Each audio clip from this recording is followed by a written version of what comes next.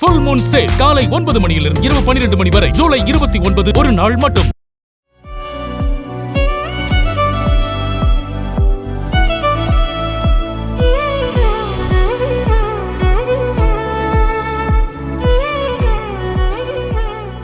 Jaya TV பார்த்துட்டு இருக்க எல்லா நல்ல உள்ளங்களுக்கும் வணக்கம். நான் அஸ்வின்.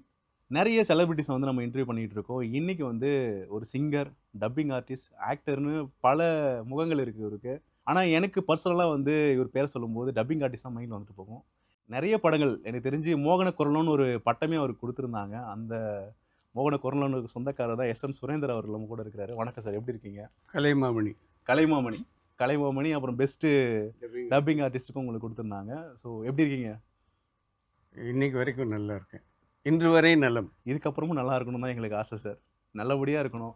ஏன்னா நிறைய கான்ட்ரிபியூட் பண்ணியிருக்கீங்க தமிழ் சினிமாவில். ஒரு சிங்கராகவும் சரி, டப்பிங் ஆர்டிஸ்டாகவும் சரி, ஆக்டராகவும் சரி. நான் நிறைய பரிமாணங்கள் அவங்கள பார்த்துருக்கோம். எனக்கு ஃபஸ்ட்டு வந்து டப்பிங் ஆர்டிஸ்ட்லேருந்து போகலாம் அப்படின்றது தான். இந்த டப்பிங் ஆர்டிஸ்ட்டுக்கான இதுதான் இப்போ நீங்கள் ஸ்டார்ட் பண்ணுறீங்களா, இதுதான் எனக்கும் கொஞ்சம் கம்ஃபர்டபுளாக இருக்கும். அப்படின்றீங்களா? சரி, அந்த டப்பிங் ஆர்டிஸ்ட்டாக ஃபஸ்ட்டு நீங்கள் அந்த ஸ்டுடியோ ரூம்குள்ளே போயிட்டு பேச போன மொமெண்ட் ஒன்று இருக்குதுல்ல, அது எங்கே ஆரம்பிச்சுது? அதை அங்கேருந்து ஆரம்பிக்கலாம்னு எனக்கு தோணுது. 1977 இல்லைன்னா 78 பிகினிங் அப்படி தான் இருக்கணும். மெட்ராஸ் சினியில் ராயப்பேட்டையில் அங்கே அங்கே ஒரு தேட்டரில் எனக்கு ஒரு வாய்ப்பு வந்தது. அதிசய மாப்பிள்ளைன்னு ஒரு படம். ஓகே. அதில் செகண்ட் ஹீரோவுக்கு பேசுகிறதுக்கு வாய்ப்பு வந்தது. ஆக்சுவலாக டப்பிங்னு ஒரு ஃபீல்டு இருக்கிறது எனக்கு தெரியாது. ஓகே. படங்கள் பார்த்துக்கிட்டு இருந்த அந்த காலகட்டத்தில் எல்லாமே அவங்கவுங்க குரலில் தான் வந்து படம் வருதுன்னு தான் நான் படம் பார்த்துக்கிட்டு இருந்த காலகட்டம் அது. ஆனால் அதே டப்பிங் ஃபீல்டில் நான் வந்து ரொம்ப பாப்புலர் ஆவேன், ரொம்ப பிஸியாக ஆகிடுவேன்லாம். கொடி கட்டி பறந்தீங்களே, இப்போ வரைக்கும் நீங்கள் இந்த மாதிரி அப்பப்போ நீங்கள் நடுவில் சொல்லணும். கண்டிப்பாக சார், அது உண்மை இருக்கிறதால சொல்ல போகிறேன். கொடி கட்டி பறந்தீங்கன்னு சொன்னீங்க பாருங்கள், இது நீங்கள் அங்கங்கே சொல்லணும். நீங்கள் கண்டிப்பாக கொடி கட்டி பறந்தீங்க. எனக்கு மட்டுமே 75 படங்களுக்கு மேலே பண்ணியிருந்தீங்க. இல்லை, அப்போது அதுதான் எனக்கு ஸ்டார்டிங். லலிதா ரங்கராவன் ஒரு அம்மா, அவங்க ரொம்ப ஃபேமஸ் டப்பிங் ஆர்டிஸ்ட். எங்கள் அப்பாவுக்கு எங்கள் அம்மாவுக்குலாம் ரொம்ப ஃப்ரெண்ட் அவங்க. சுரேந்தர் நீலகண்டன் பிள்ளையை கூப்பிடலாமே பேசுகிறதுக்கு, அவன் ஸ்டேஜில் பாட்டு பாடி நடிப்பான், அவனுடைய தமிழ் உச்சரிப்பு நல்லாயிருக்கும் அப்படின்னு அந்த அம்மா சொல்லி அப்படி எனக்கு முதல் வாய்ப்பு வந்தது. அதிசய மாப்பிள்ளைன்னு ஒரு படம். அதில் ஒரு சுவாரஸ்யம் நான் ஏற்கனவே சொல்லியிருக்கேன். அந்த ஃபீமேல் கேரக்டர் பேர் லலிதா. என்னை கூப்பிட்ட மேடம் பேர் லலிதா, எங்கள் அம்மா பேர் லலிதா. இது ஏற்கனவே உங்களுக்கும் தெரிஞ்சிருக்கா? அப்போ நல்ல விஷயந்தான். நான் ஆரம்பித்த முதல் டைலாக் லலிதான்ற வார்த்தையில் தான் ஆரம்பித்தேன். அது சென்டிமெண்ட்டாக எனக்கு வந்து ஒரு பிளெஸ்ஸிங்ஸ் மாதிரி நான் எடுத்துக்கிட்டேன். அதுதான் என்னுடைய ஆரம்பம். சென்டிமெண்ட்டாக லலிதான்ற பேர் வந்து உங்களுக்கு ஆரம்பத்துலேருந்தே ஆரம்பிச்சிது. ஆனால் உங்கள் குரலை வச்சா படம் வந்து ஹிட் ஆகுன்ற சென்டிமெண்ட்டு 1980s வந்து மிக பரவலாக இருந்தது. ஆமாம்மா, 78 ஆரம்பிச்சேன்னே வச்சுக்கங்களேன். ஒரு வித்தின் 2 இயர்ஸ்க்கு நான் வந்து ஒரு நல்ல ஒரு வேல்யூபிள் டப்பிங் ஆர்டிஸ்ட்டாக மாறிட்டேன். ஏன்னா ஃபஸ்ட்டு ஒரு ஹீரோ வராருன்னா சுரேந்தர் வாய்ஸை போட்டால் அந்த படம் நல்லா போகும் அப்படின்ற மாதிரியான டாக் வர அளவுக்கு அந்த டைமில் இருந்தது இல்லை. அதெல்லாம் எப்படி பார்க்குறீங்க? இல்லை, அது நான் எதுவுமே எதிர்பார்க்கலிங்க ஐயா. நான் நிறைய பாடணும்னு ஆசைப்பட்டேன். நல்ல கேரக்டர்ஸ் கிடைச்சா ஆக்ட் பண்ணணும்னு ஆசைப்பட்டேன். அது வந்து குரல் மூலமாக தான் நிறைவேறுச்சு. அது டெஸ்டினி, அது ஒன்றும் பண்ண முடியாது. அதை நான் வந்து சிறப்பாக ஏற்றுக்கிட்டேன். அது நல்லாவே பண்ணினேன்னு தான் நான் நம்புகிறேன். ஏன்னா ஒரு காலகட்டத்தில் தேவி காம்ப்ளெக்ஸ் இருக்குல்ல, அதில் 4 தேட்டர்லேயும் என் குரல் இருந்தது. முகங்கள் மட்டும் வேறு, குரல் என்னுடைய குரல் 4 தேட்டர்லேயும் இருக்கும். எந்த ஸ்க்ரீனுக்கு போனாலும் உங்கள் வாய்ஸ் தான். ஆமாம், அது ஒரு ரெக்கார்ட் தானே, அது ஒரு அச்சீவ்மெண்ட் தானே. இதெல்லாம் நீங்கள் சொல்லணும். கண்டிப்பாக சார். விஜயகாந்துக்கு வாய்ஸ் ஓவர் கொடுத்துருக்கீங்க. சட்டம் ஒரு இருட்டரை, சாட்சி, வெற்றி, ஏமாறாதே ஏமாற்றாதே, சபாஷ், இத்தனை படங்களுக்கு நான் அவருக்கு குரல் கொடுத்தேன். அதில் 2 படம் ரொம்ப பெரிய சக்ஸஸ் ஆச்சு. சட்டம் ஒரு இருட்டில் மிகப்பெரிய வெற்றி அடைஞ்ச படம். தனிமையிலே ஒரு ராகம், ஒரு தாளம் உருவாகும், இனிமையின் கவிதைகள் பிறந்தது, இளமையின் நினைவுகள் பறந்தது. தென்றலே உன்னிடம் இன்றுதான் மாற்றமே, ஹே தென்றலே உன்னிடம் இன்றுதான் மாற்றமே, கல்லான நெஞ்சங்கள் கூட இளம் பெண்ணாலும் பூவாக மாறும், பனி நீராட்டும் இந்நேரம் பாட வேண்டும் கூட வேண்டும், தனிமையிலே ஒரு ராகம்.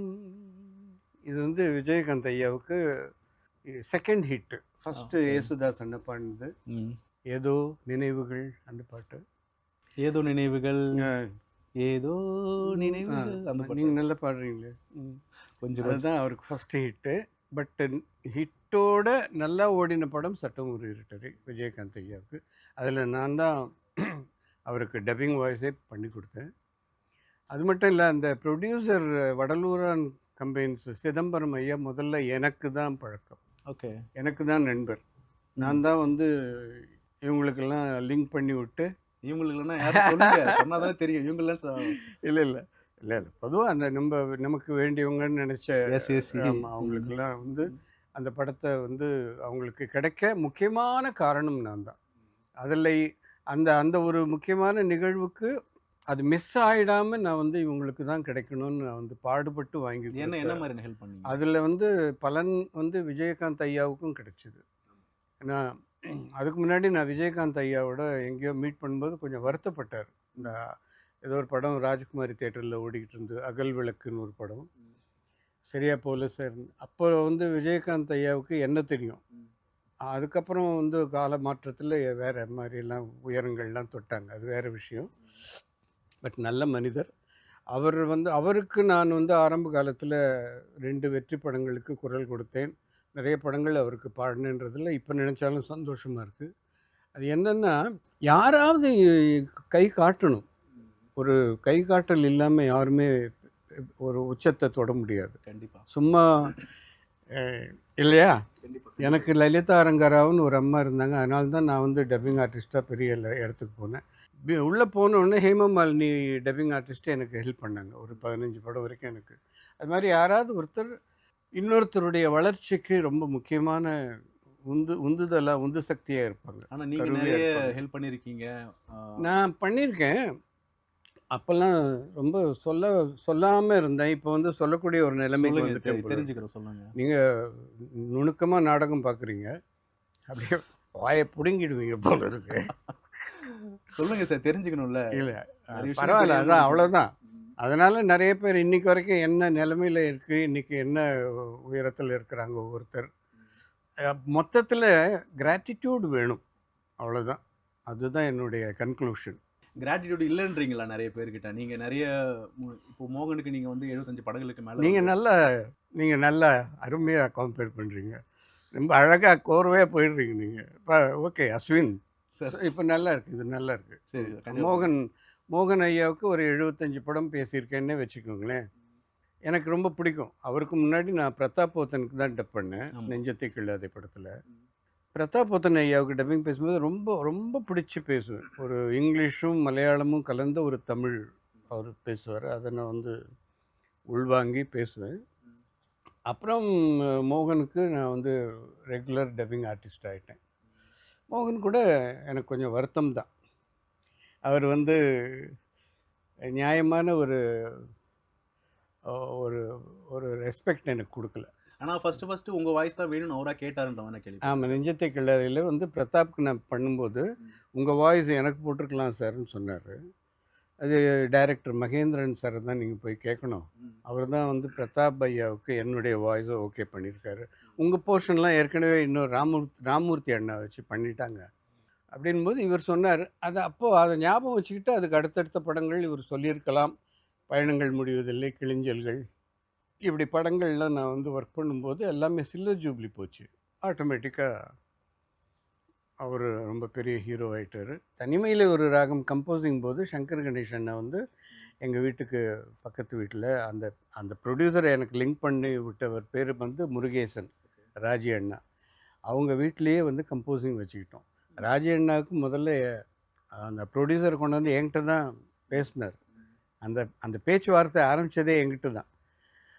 அதை வந்து இவங்களுக்கெல்லாம் நல்லபடியாக கொண்டு வந்து சேர்த்து அவங்க வாழ்க்கையவே மாற்றி விட்ட ஒரு நிகழ்வுக்கு நான் முக்கியமான காரணம். ஏன்னா ஷோபா வந்து ரொம்ப கஷ்டப்பட்டுக்கிட்டு இருந்த காலகட்டம் அது. குழந்தைய வச்சுக்கிட்டு ஒரு அண்ணனா நான் வந்து ரொம்ப ரொம்ப ஹானஸ்ட்டாக செயல்பட்ட ஒரு தருணம் அது.